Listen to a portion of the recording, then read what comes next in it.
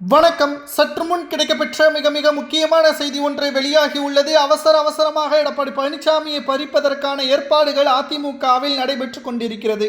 நடைபெறக்கூடிய உள்ளாட்சி தேர்தலில் அதிமுக 7 சட்டமன்ற இடைத்தேர்தல்களில் முழுமையாக தோல்வியை தழுவினால் அதிமுகவில் இனி எடப்பாடி பழனிசாமி அவர்கள் இருப்பதற்கு தகுதி கிடையாது. அதிமுகவில் பல்வேறு பிரச்சனைகளும் குழப்பங்களும் எடப்பாடி பழனிசாமி அவர்களால் மட்டும்தான் உருவாகியுள்ளது.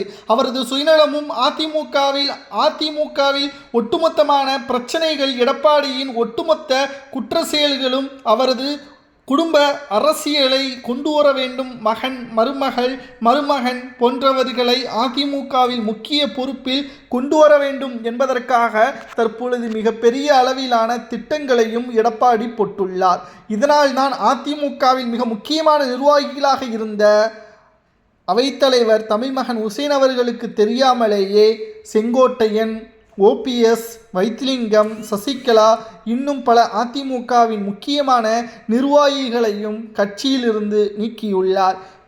கூட்டமாக தாரையாக அதிமுகவில் இருந்து விலகக்கூடிய நிர்வாகிகளை பார்த்து புன்னகையுடன் எந்த ஒரு தலைவராவது வேடிக்கை பார்ப்பாரா? எடப்பாடி பழனிசாமி அவர்கள் பார்க்கிறார். அதிமுகவின் நிலைமை இப்படிப்பட்ட 3வது இடத்திற்கு போன பிறகும் கூட தாவேகா ஆட்சி அமைக்க தனி பெரும்பான்மை இல்லை என்று நேரடியாக ஓப்பன் டிக்ளேர் கொடுத்த பிறகும் கூட தற்பொழுது கூட்டணி வைக்காமல் வேடிக்கை பார்த்து மக்களின் தீர்ப்பை அவமானம் செய்யும் விதமாக எடப்பாடியின் செயல்பாடுகள் இங்கு மிகவும் மோசமாக மாறிவிட்டது.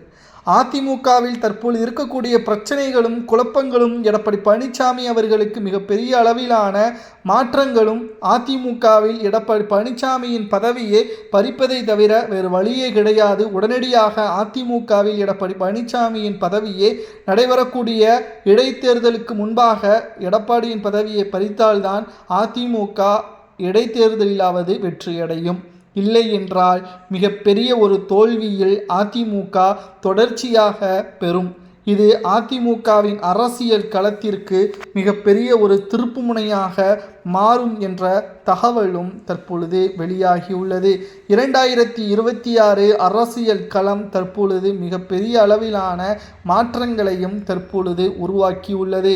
மேலும் திராவிட முன்னேற்ற கழகத்தை பொறுத்தளவிற்கு 2026 தோல்வி அவர்கள் மீள முடியாத ஒரு தோல்வியாகவும் இருக்கிறது. ஆனால் அதிமுக, எம்ஜிஆர் அவர்கள் உருவாக்கிய அதிமுக எடப்பாடியின் கையில் சிக்கிக் கொண்டுள்ளது.